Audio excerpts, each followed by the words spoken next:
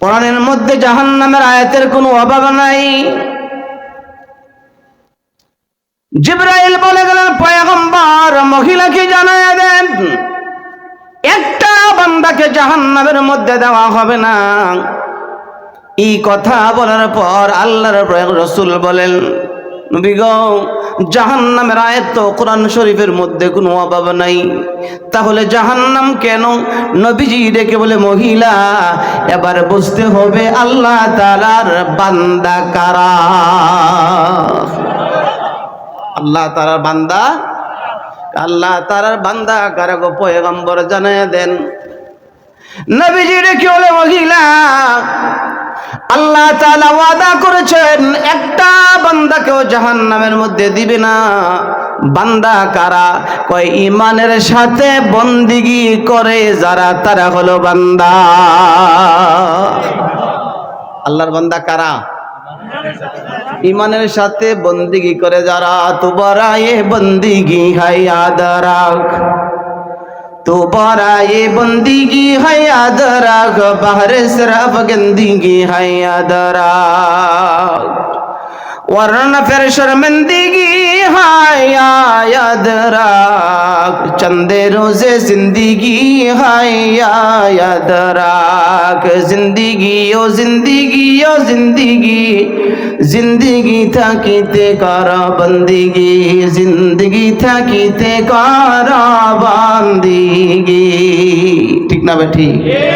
না মৌতের পরে 40 দিনের খতম পরে আজ বন্দেগী করা যাবে না? না, আল্লাহ বলে মৌতের আগে করো। ঠিক না? কি বলেন? মৌত এসে গেল, আমার শারীরিক সব আমল বন্ধ হয়ে গেল। ঠিক না? কি বলেন? যে ঈমানের সাথে বন্দেগী যারা করে তারা হলো আল্লাহ তাআলার বান্দা। এমন একটা বান্দাকেও আল্লাহ তাআলা কোথায় দিবে না? জাহান্নামে দিবে না।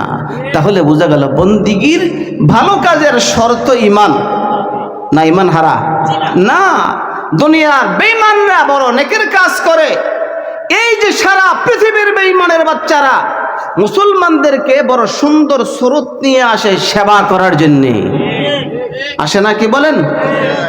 সেবার জন্য আসে, বড় সুন্দর সুরত নিয়ে, কাজটা নেকের কাজ, সেবার নামে আসে বড় চমৎকার সুরত, কিন্তু ভিতরে ঈমান হারা। ঠিক না বেঠি?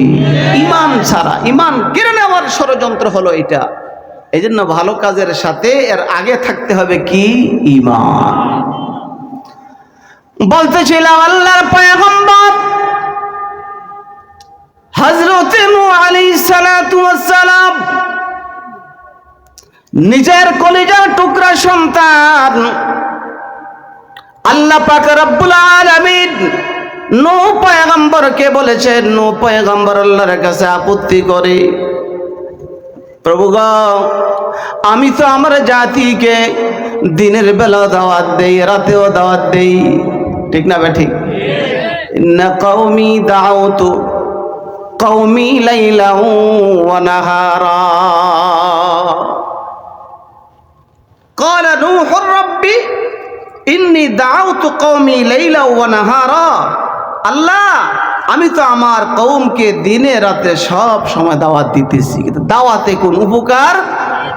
ফালাম ইয়াজিদুহুম দুআই ইল্লা ফিরারা।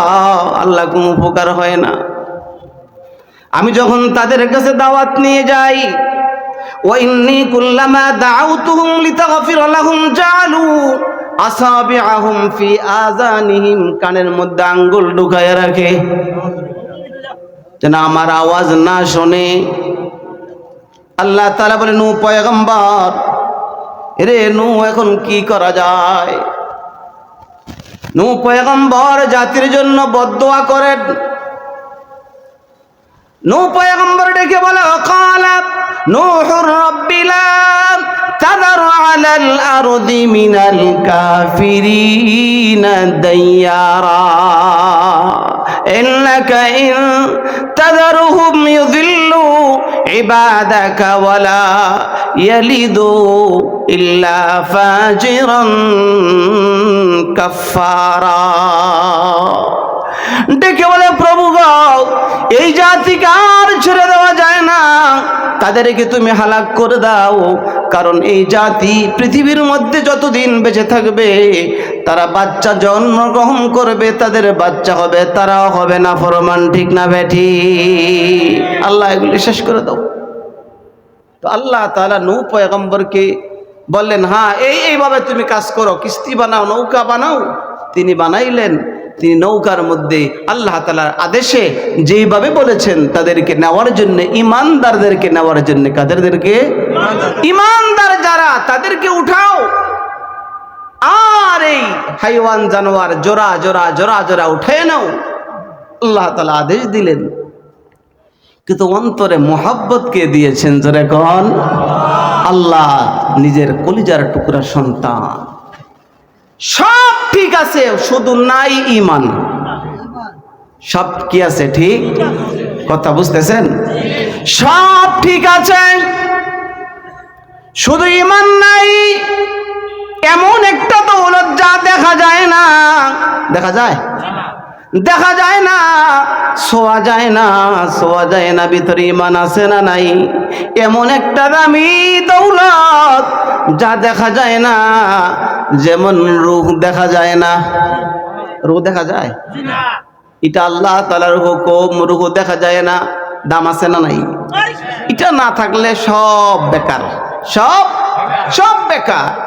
ইহুদিরা নবীজিকে জিজ্ঞাসা করে, এই মুহাম্মদ, রূহ কাকে বলা? রূহ কাকে বলা হয়? আল্লাহ তাআলা বলে, আপনি জানাই দেন, ইসআলুনাকা আনির রূহ। তারা আপনাকে প্রশ্ন করে রূহ সম্পর্কে, আপনি জানাই দেন যেটা ধরা যায় না, ছোঁয়া যায় না, মাত্র আল্লাহ তাআলার একটা কলির রূহু মিন আমরি রাব্বি। এই কাফেরের গোষ্ঠী, রূহ অন্য কোনো কিছু নয়, যা দেখা যায় না, যা ধরা যায় না, ভিতরে আছে তো আমার সব অঙ্গ প্রত্যঙ্গ ঠিক আছে, ভিতর থেকে চলে যাবে আমার সব নিস্তেজ হয়ে যাবে, ঠিক না ভাই? ঠিক। রূহ ছাড়া এই বডির কোনো দাম নাই। আবার রূহ আসার জন্য বডি ছাড়া কোনো জায়গা নাই, আছে না? ঠিক না ভাই? ঠিক কথা বুঝতেছেন? আল্লাহর নবী হযরত নূহ মালিকের হুকুমে যাদেরকে নেওয়ার আদেশ অনুমতি দিয়েছেন সকলকে নিয়েছেন। পয়গম্বর তাকায় দেখে ছেলেটা, মোহাব্বত কে দিয়েছেন? হোক না কাফের, তথাপি ভালোবাসা আছে না নাই? মোহাব্বত তো কলিজার মধ্যে আছে, কিন্তু বেশকম তো ঈমান নাই। নূহ পয়গম্বর ছেলেকে বলতেছে, বাবা তুমি আমার সাথে চলো, নৌকায় উঠে যাও। বলেন সুবহানাল্লাহ। নূহ পয়গম্বর বলেন, ওয়ানাদা নূহুন ইবনাহু ওয়া কানা ফি মা'জিলিয়া বুনাইয়া রুকাম মা'ানা ওয়ালা তাকুম মা'আল কাফিরিন। আল্লাহু আকবার।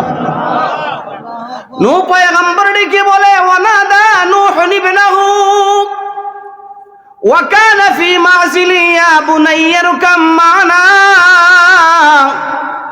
ও কলিজার টুকরা সন্তান, আয় আয় আয়, আমার সঙ্গে তুমি চলে আসো। ইরকাম মা'ানা, আমার সাথে আসো, আমার সঙ্গে নৌকার মধ্যে চড়ো।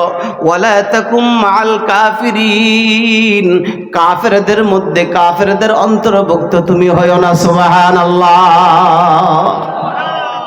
কাফেরদেরকে বন্ধু বানাইও না, তাদেরকে সাথী বানাইও না। ও মুসলমানের সন্তান, কথাটা যদিও নূহ পয়গম্বর সন্তানকে করেছেন, দিয়েছেন, ডাক দুনিয়ার সব মানুষের জন্য আল্লাহ তাআলা বলেছেন, ওয়ালা তাকুম মা'আল কাফিরিন। আল্লাহু আকবার। এই সাবধান, তোমরা কিন্তু কেউ অমুসলিমকে বন্ধু বানায়ও না, ঠিক না বেঠি?